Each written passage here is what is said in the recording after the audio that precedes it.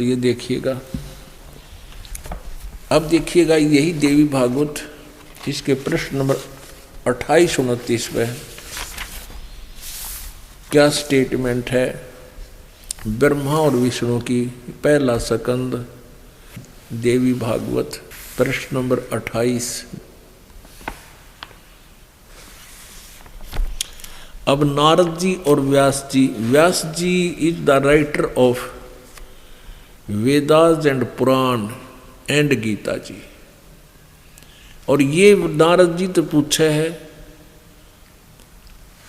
इसको भी ज्ञान नहीं, लेकिन काल प्रेरणा से काल भगवान ने इसमें प्रवेश करके ये लिख दी न्यों की न जो वार्ता जिसकी जैसी हुई थी।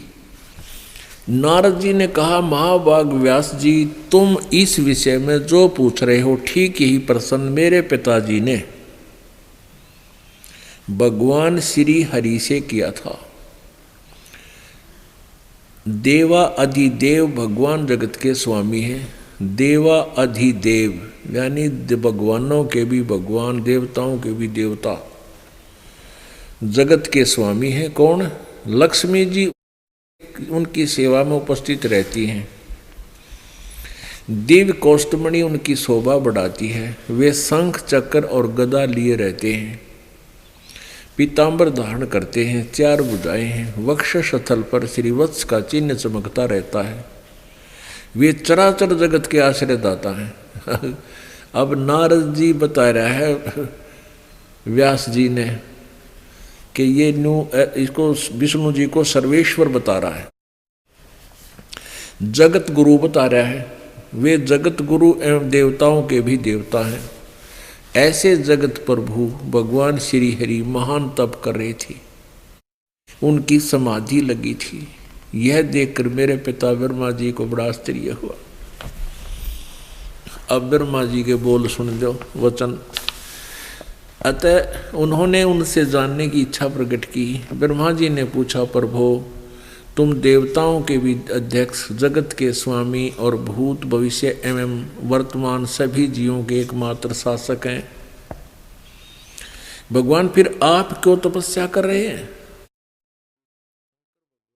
ब्रह्मा जी कह रहे हैं विष्णु ने कि आप तो सारे देवताओं के मालिक हो और जगत के स्वामी हो, फिर आप क्यों तपस्या कर रहे हैं और किस देवता की आराधना में ध्यान मगन है? मुझे असीम आश्चर्य तो यह हो रहा है कि आप देवेश्वर एवं सारे संसार के शासक होते हुए भी समाधि लगाए बैठे हैं।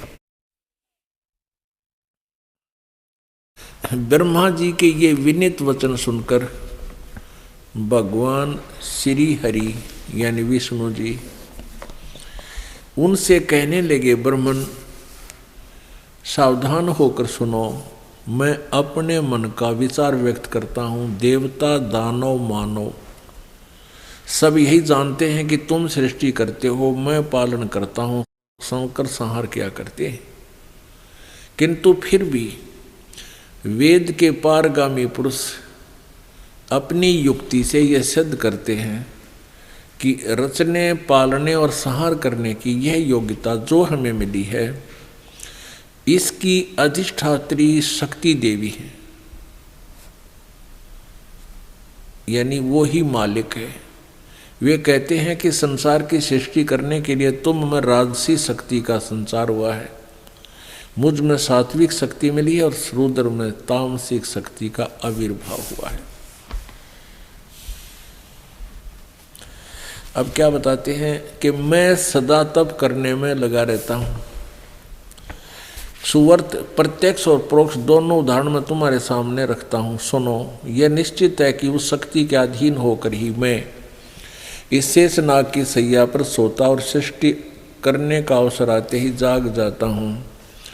मैं सदा तप करने में लगा रहता हूँ। उस शक्ति के शासन से कभी मुक्त नहीं रह सकता। कभी अवसर मिला तो लक्ष्मी के साथ सुखपूर्वक समय बिताने का सौभाग्य प्राप्त होता है। मैं कभी तो दानों के साथ युद्ध करता हूँ। अखिल जगत को भय पहुँचाने वाले दैत्यों के विकराल शरीरों को शांत करना मेरा परम कर्तव्य हो जाता है।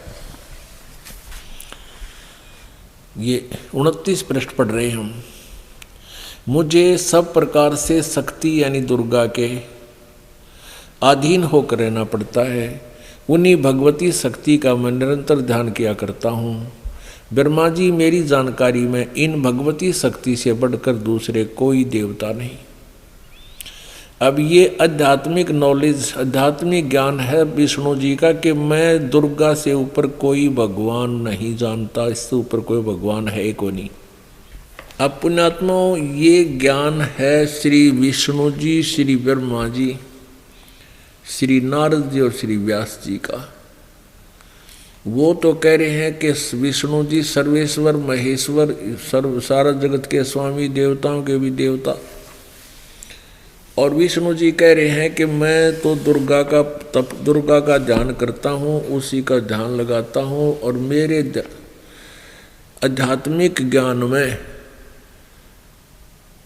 दुर्गा से ऊपर कोई भगवान को नहीं और कोई देवता पूज्य नहीं है, मैं इसी की पूजा करता हूँ। अब दुर्गा कहती है हिमालय को ज्ञान देते समय, दुर्गा हिमालय राजा को ज्ञान देते समय कहती है कि राजन, केवल एक ब्रह्म की पूजा करो, उसका ओम नाम है, और सब बातें त्याग दो, और उस परमात्मा, उस ब्रह्म को पा जाओगे, वो ब्रह्म लोक में रहता है। अब दुर्गा कहती है सब बातें छोड़ दो, मेरी पूजा भी त्याग दो और ना करना कुछ भी। अब देखना 7वां स्कंद, ये 7वां स्कंद संक्षिप्त देवी भागवत 562 पृष्ठ पे। देवी के द्वारा हिमालय को ज्ञानोपदेश, ब्रह्म स्वरूप का वर्णन, यानी ब्रह्म के विषय में जानकारी दे रही है। श्री देवी जी कहने लगी, पर्वतराज, इस प्रकार योग युक्त होकर मुझ ब्रह्म स्वरूप देवी का ध्यान करे। पहले तो अपना बता रही है, फिर कहती है कि अब कहती है कि उस ब्रह्म का क्या स्वरूप है। यहाँ तो ये कहती है कि जब मेरी भक्ति करनी है तो उस तरह कर, लेकिन उसे मोक्ष कुछ नहीं होना, ऊपर जो बताई है इसने। फिर कहती है कि उस ब्रह्म का क्या स्वरूप है, यह बतलाया जाता है, जो प्रकाश रूप, सबके अत्यंत समीप में स्थित, हृदय रूप गुहा में स्थित होने के कारण गुहाचर नाम से प्रसिद्ध और महान पद परंपरा अर्थात परंपरा पे है। अब यहाँ देखो, जो अमृत और अविनाशी तत्व सौम्य, उस वेदने योग लक्ष्य का तुम वेदन करो, मन लगाकर उसमें तन्मय हो जाओ। सौम्य उपनिषद में कथित महान अस्त्र रूप धनुष लेकर उस पर उपासना द्वारा तीक्ष्ण किया हुआ बाण संधान करो, और फिर भावानुगत चित्त के द्वारा उस बाण को खींचकर उस अक्षर रूप ब्रह्म को लक्ष्य बनाकर वेदन करो। परवण, ये प्रणव माने प्रणव का अर्थ है ओम। ये प्रणव धनुष है, यानी ओम मंत्र तो धनुष है, जीवात्मा बाण है, और ब्रह्म को उसका लक्ष्य कहा जाता है। उस एकमात्र परमात्मा को ही जानो, दूसरी सब बातें छोड़ दे।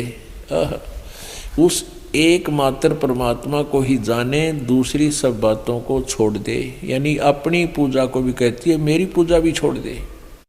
यही अमृत रूप परमात्मा के पास पहुंचाने वाला पुल है। संसार समुद्र से पार होकर अमृत स्वरूप परमात्मा को प्राप्त कराने का ये सुलभ साधन है। जिस प्रकार, आगे देखो, इस आत्मा का, यहाँ लिखना था, इस परमात्मा का ओम के जप के साथ ध्यान करो। ओह ओम, और इस अज्ञान में अंधकार से सर्वथा परे और संसार समुद्र से पार जो ब्रह्म है उसको पा जाओगे। ओम नाम जाप करे, ब्रह्म उद्देश्य हो, इष्ट हो, तुम्हारा कल्याण हो, ठीक है। और फिर वो कहाँ रहता है, ये 563 पृष्ठ पे, वह यह सबका आत्मा ब्रह्म, ब्रह्मलोक रूप दिव्य आकाश में स्थित है। वो ब्रह्म लोक में रहता है, उसका ओम नाम है, और ब्रह्म इष्ट होना चाहिए उपासक का, तो ब्रह्म लोक में रहता हो भगवान, उस ब्रह्म लोक में चले जाओगे। आपको इतना दृढ़ विश्वास कराने के लिए ये दास ये चाहता है कि सदग्रंथों का आपको बार बार रूबरू करूं, आपकी उंगलियां पे ये बातें आ जावें, फिर आप भक्ति करोगे डट के। अब आप जी के समक्ष हो गया कि देवी कहती है ब्रह्म की पूजा करो, ब्रह्मा नारद और व्यास जी कहते हैं कि विष्णु जी सर्वेश्वर हैं, ये जगत के प्रभु हैं, और विष्णु जी कह रहे हैं दुर्गा से ऊपर में कोई भगवान ना जानता, इस तो ऊपर कोई भगवान परमात्मा है कोई नहीं, मत इससे ही पूजा करता हूँ, ये इससे ऊपर कोई देवता है कोई नहीं। और दुर्गा कहती है कि सब पूजा त्याग दो, एक ब्रह्म की पूजा करो, ओम नाम है उसका, ब्रह्म लोक में रहता है। और गीता जी अध्याय नंबर 8 के श्लोक नंबर 16 में ये देखिएगा, श्रीमद् भगवत गीता, गीता प्रेस गोरखपुर से प्रकाशित है, जयदयाल गोविंद का इसके अनुवादक है। 8वें अध्याय का 16वां श्लोक आपको दिखाते हैं,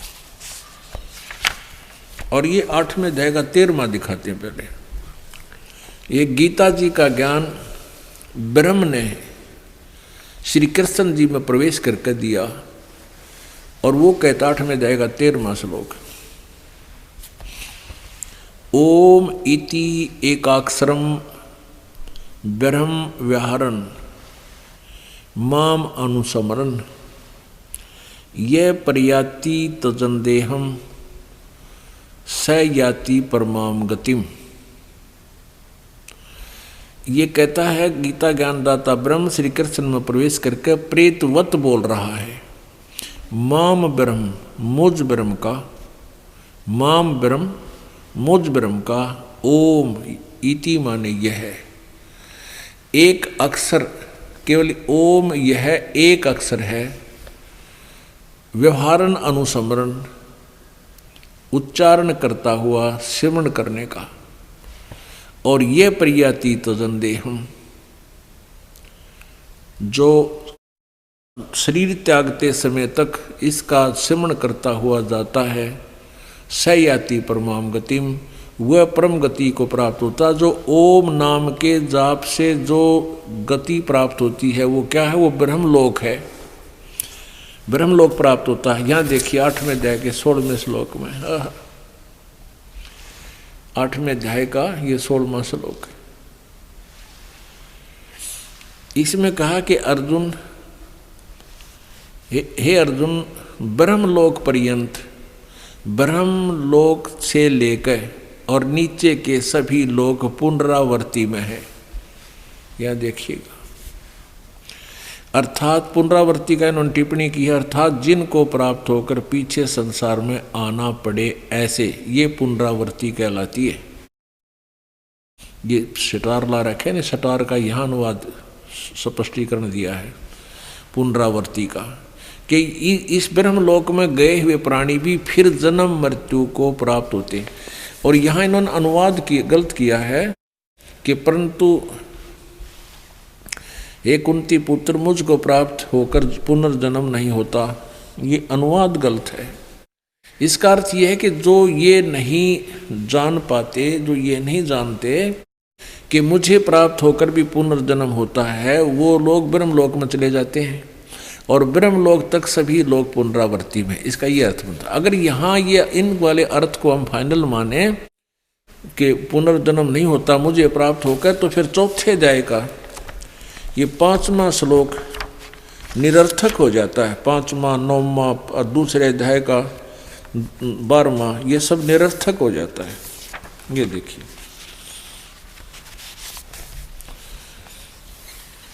अध्याय नंबर 4 का और श्लोक नंबर 5 है। ये इसकी संस्कृत यहाँ पर है और ये यहाँ पर है। हे परंतम अर्जुन, मेरे और तेरे बहुत से जन्म हो चुके हैं, उन सबको तू नहीं जानता, मैं जानता हूं। अब चौथे अध्याय का 9वां श्लोक, हे अर्जुन, मेरे जन्म और कर्म दिव्य हैं। इससे सिद्ध है कि मेरे जन्म तो होते हैं लेकिन वो अलौकिक हैं, दिव्य हैं, अलौकिक हैं। अच्छा, दूसरे अध्याय के 12वें श्लोक में फिर कहा है, अध्याय नंबर 2 और श्लोक नंबर ये 12 है।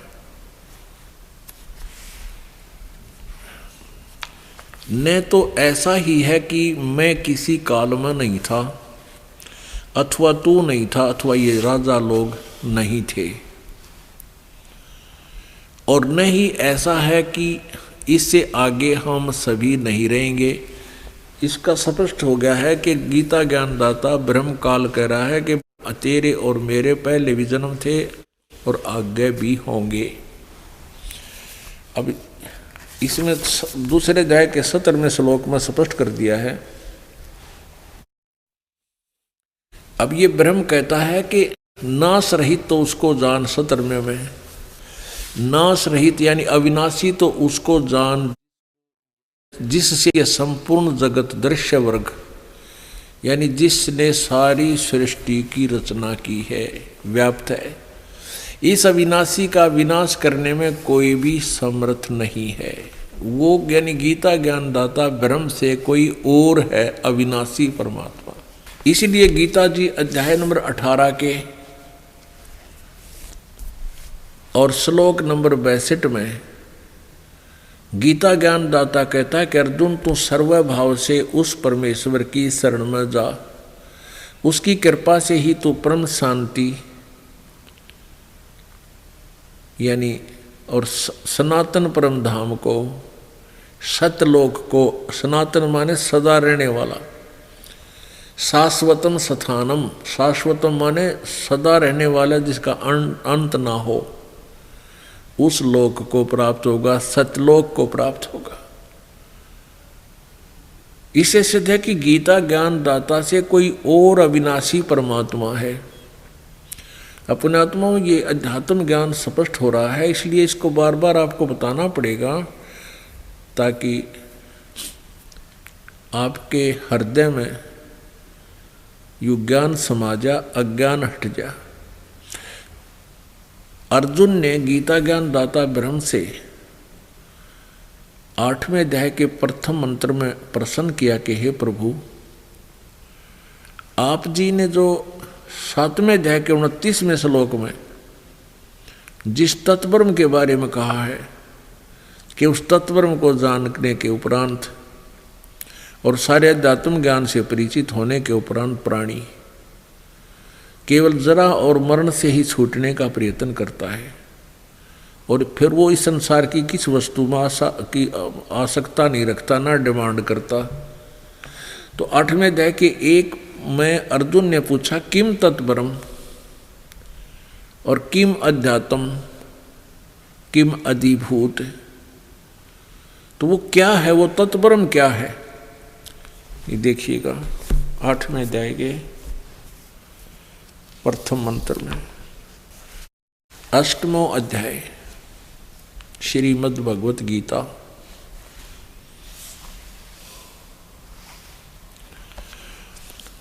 अर्जुन ने प्रश्न किया किम तत्ब्रह्म, किम तत्ब्रह्म, हे पुरुषोत्तम तत्ब्रह्म क्या है, वह ब्रह्म क्या है, तत्ब्रह्म कहो, वह ब्रह्म कहो, वह परमात्मा कहो, वो किम तत्ब्रह्म।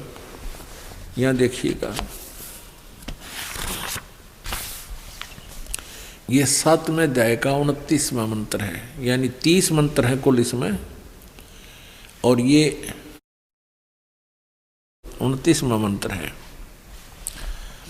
इसमें है कि जरा मरण मोक्षाय माम आश्रित्य यतन्ति ये। गीता ज्ञानदाता कहता है कि मैंने जो बताया है कि तत्वदर्शी संत को खोजने के उपरांत फिर उससे जो ज्ञान प्राप्त हो उस आधार पर साधना करो। कहते हैं जो मेरी इस बात को आश्रय कर लेता है वो तो जरा मरण मोक्षाय, जरा मरण मोक्षाय, जरा और मरण से छूटने का, मोक्ष प्राप्त करने का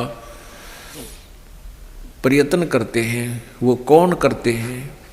माम आश्रित है, जो मेरे बात पर आधारित हो जाते हैं, यतंती ते, जो प्रयत्न करते हैं, वे ब्रह्म तत्व विदु, विदु माने जानते हैं, तत् ब्रह्म या ब्रह्म तत्व कहो चाहे तत् ब्रह्म कहो, उस ब्रह्म को जानते हैं, कृष्णम यानी सारे अध्यात्म को जानते हैं, और कर्म को कर्म से अखिलम, और सारे कर्म से परिचित हैं।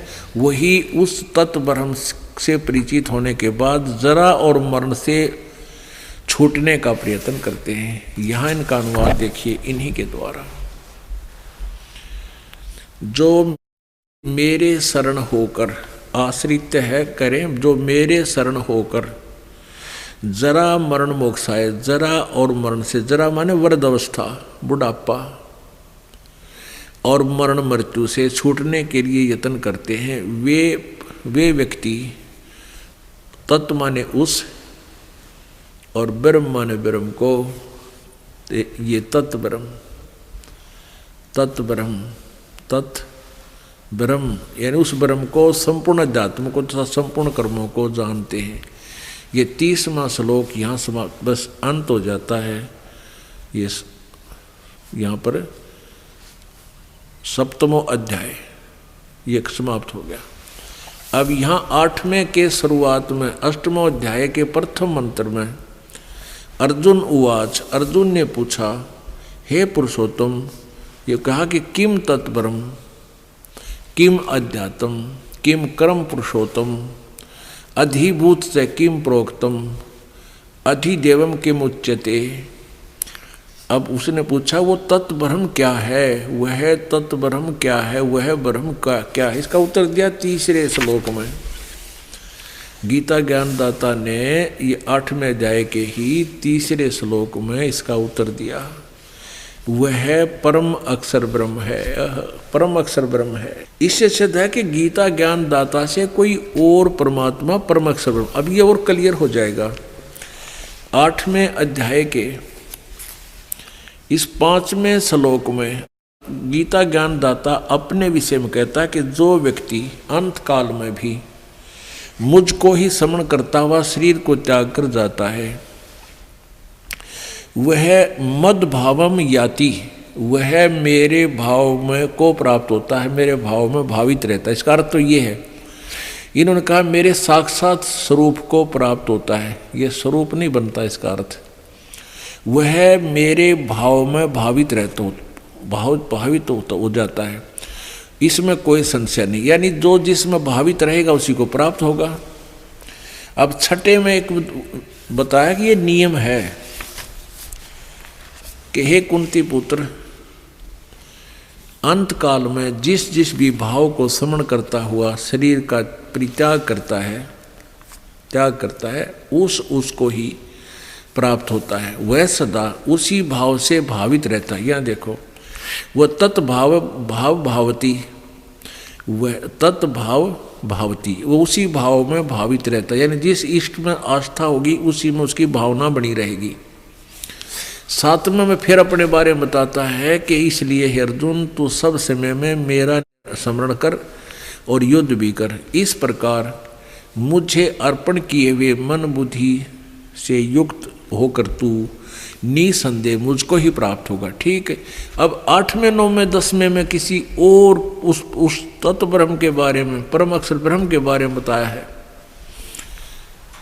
हे पार्थ, 8वें का 8वां अध्याय नंबर 8 का और ये मंत्र नंबर 8 है। हे पार्थ, ये नियम है कि परमेश्वर के ध्यान के, यानी वो उस तत्ब्रह्म के बारे में कहा, ये अभ्यास रूप योग से युक्त, अभ्यास योग युक्तेन, परमेश्वर के ध्यान नहीं, जो मंत्र जो विधि बताई जाती है उस अभ्यास योग से युक्त, जो संत बताते हैं उसका अभ्यास करता हुआ दूसरी ओर न जाने वाले चित्त से, यानी कोई और देवता की, किसी और देव की पूजा नहीं करता, निरंतर चिंतन करता हुआ उस एक ही परमात्मा का चिंतन करता हुआ व्यक्ति परम दिव्यम पुरुषम, उस परम दिव्य यानी उस अद्भुत परमात्मा परमेश्वर को प्राप्त होता है, हैं? और नौवें फेर उसी के बारे में कवियम पुराणम अनुशासिताराम अणो अणिशांसम अनुसमरेत ये सर्वस्य धाताराम अचिंत रूपम आदित्य वर्णम तमस्य प्रस्तात्। जो व्यक्ति, इन्होंने जो व्यक्ति बताया, चलो हम यहाँ इसको छेड़ते नहीं तो ये लंबी कहानी बन जाएगी। इन्होंने कवियम कार सर्वज्ञ कर दिया। कवि कोई भी सर्वज्ञ नहीं होता। यहाँ उस कबीर देव के बारे में है जो सर्वशक्तिमान है, सर्वश्रेष्ठ है, पूर्ण परमात्मा सबका उत्पत्ति करता है। हम इसको लेकर चलते हैं। जो सर्वज्ञ अनादि सबके नियंता, सूक्ष्म से भी अति सूक्ष्म, सबके धारण पोषण करने वाले, अचिंत रूप, सूर्य के सदृश नित्य चेतन प्रकाश रूप, सूर्य के सदृश साकार जैसे सूर्य चमकता है, अविद्या से अति परे सच्चिदानंद घन परमेश्वर का सिमरण करता है। यानी 3 मंत्रों में कंप्लीट हो रही है उस भगवान के बारे में। 10वां देखना, 8 में जाएगा 10वां, अभी 9 पढ़ा आपने, ये 10वां श्लोक है। वह भक्ति युक्त पुरुष अंत काल में योग बलेन यानी भक्ति की शक्ति के कारण, भक्ति के बल से बरकुटी के माध्यम में प्राणों को अच्छी प्रकार स्थापित करके फिर निश्चित मन से, निश्चल मन से समन करता हुआ, यानी उस, ये तम माने उस जो अज्ञान अंधकार में यानी सबसे दूर परमात्मा है जिसके विषय में कोई नहीं जानता, उस दिव्य रूपम, दिव्य रूप परम पुरुष परमात्मा को ही प्राप्त होता है। पुण्यात्माओं, अब गीता ज्ञान दाता कहता है, ब्रह्म कहता है कि मेरी साधना करना है तो तेरे भी जन्म मृत्यु, मेरी भी जन्म मृत्यु सदा बनी रहेगी, परम शांति नहीं हो सकती। और मेरी साधना करेगा मुझे प्राप्त होगा, मुझे प्राप्त होकर कहाँ जाएगा? ब्रह्मलोक में। और ब्रह्मलोक पर्यंत सभी जन्म मृत्यु में सब 84 लाख योनियों में कष्ट उठाते ही रहेंगे सदा। और उस परमात्मा की साधना करने वाले सदा के लिए मुक्त प्राप्ति कर जाते हैं। वहां जाने के बाद प्राणी फिर लौटकर संसार में नहीं आते। गीता जी अध्याय नंबर 4 के श्लोक नंबर 25 से लेकर 34 में तक क्या बताया है कि कोई तो साधना देवताओं, अन्य देवताओं की पूजा करता है, कोई केवल व्रत रखता है, कोई योग अभ्यास ही करता है, कोई तीक्ष्ण व्रत रखता है, कोई स्वाध्याय ही करता है, जैसे किसी सदग्रंथ के किसी एक अंग का, अध्याय का पाठ कुछ अंश डेली पाठ कर लेता है। और ये सभी अपनी साधनाओं को पाप नाशक जानकर करते हैं। लेकिन इस प्रकार की विस्तार के साथ बहुत सी योगिक क्रियाएं यानी भक्ति की साधनाएं उस सच्चिदानंद घन ब्रह्म की वाणी में विस्तार से कही गई है। उनको जानने के उपरांत फिर तू सभी कर्मों से मुक्त हो जाएगा और उस तत्व ज्ञान को तू तत्वदर्शी संतों के पास जाकर समझ। यानी गीता ज्ञान से अन्य कोई ज्ञान है जिससे गीता ज्ञान दाता ब्रह्म भी परिचित नहीं है, उसको तत्वदर्शी संत बताएंगे। तो गीता जी अध्याय नंबर 15 के श्लोक नंबर 1 से 4 में, 16 और 17 में उस तत्वदर्शी संत की पहचान भी बताई है और ये भी बताया है कि जिस परमेश्वर के विषय में वो तत्वदर्शी संत बताता है साधनाएं, उसको प्राप्त होकर के उस तत्व ज्ञान की प्राप्ति के पश्चात उस परमेश्वर के परम पद की खोज करनी चाहिए, जहाँ जाने के बाद प्राणी फिर लौटकर संसार में कभी नहीं आते। और वो तत्वदर्शी संत कैसा होगा? जो उल्टे लटके हुए संसार रूपी वृक्ष को विस्तार से उसके सब अंगों को भिन्न भिन्न बता देगा। स वेदवित, वो तत्वदर्शी संत है। परमेश्वर कबीर देव जी ने 600 वर्ष पहले अपनी वाणी में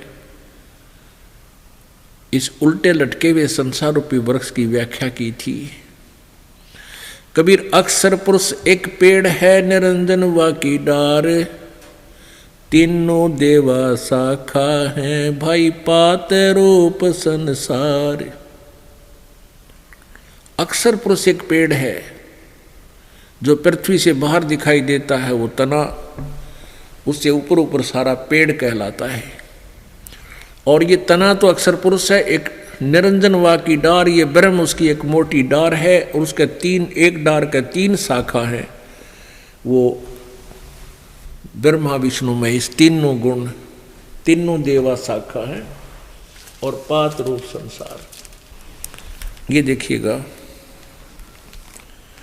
परमेश्वर ने 600 वर्ष पहले गीता जी वाले ज्ञान को स्पष्ट किया था। ये है संसार रूपी वृक्ष, जिसके ऊपर को जड़, वो तो पूर्ण परमात्मा है, और नीचे को तीनों गुण रूपी शाखा हैं। और ये है जमीन से बाहर जो हिस्सा दिखाई देता है, वो पेड़ कहलाता है।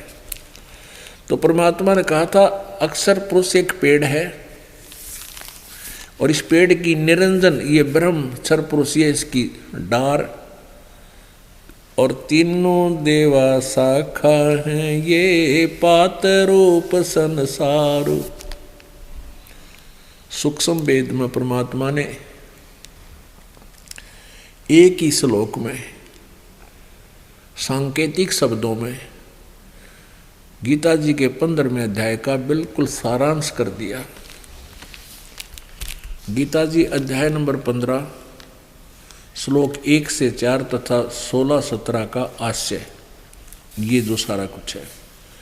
ये तना, ये अक्षर पुरुष यानी परब्रह्म भी कहते हैं इसको, अक्षर ब्रह्म भी कहते हैं। और ये मोटी डार जो है, ये ब्रह्म, सरपुरुष कहो, सरपुरुष कहो, ब्रह्म कहो, सरब्रह्म कहो, ये एक डार है। रजगुण ब्रह्मा जी, सतगुण विष्णु जी, तमगुण शिव जी, ये डार है, शाखा है, ये तीनों देवा शाखा है, और ये पात रूप संसार। हम यहाँ नीचे हैं, हम इनसे भी आगे हैं। और ये जड़ कौन है? ये जो सबका धारण पोषण करता है वो परमात्मा, ये परम अक्षर ब्रह्म है। गीता जी अध्याय नंबर 8 के श्लोक नंबर 3 में जिसके विषय में वर्णन किया है, वो परम अक्षर ब्रह्म है। वो कौन है? ये कबीर देव है, ये कबीर परमात्मा है। ये उस असंख्य ब्रह्मांड के सिंहासन पर विराजमान है, और ये जड़ है पूरे संसार रूपी वृक्ष के मूल है। और मूल से ही सब खुराक आहार सबको शक्ति प्राप्त होती है। तो इस पूर्ण परमात्मा ही ये पूर्ण परमात्मा ही तीनों लोकों में प्रवेश करके सबका धारण पोषण करता है। अब पुण्यात्मा, गीता जी अध्याय नंबर 15 के 16-17 श्लोक में 3 परमात्माओं का वर्णन है। एक सरपुरुष, एक अक्षर पुरुष। इन सरपुरुष और अक्षर पुरुष ये दोनों नाशवान हैं। इनके अंतर्गत जितने प्राणी हैं ये भी सब नाशवान हैं, लेकिन जीव आत्मा किसी की मरती नहीं। अध्याय नंबर 15 के श्लोक नंबर 17 में तुरंत ही कहा है कि उत्तम पुरुष है तू अन्य है, यानी परमात्मा जो वास्तविक परमेश्वर है वो इन दोनों से, इस 16 में वर्णित सरपुरुष और अक्षर पुरुष से कोई और है, वो उत्तम पुरुष है, वो सर्वश्रेष्ठ परमात्मा है, और उसी को परमात्मा कहा जाता है। और जो तीनों लोकों में प्रवेश करके सबका धारण पोषण करता, वो वास्तव में अविनाशी भगवान है।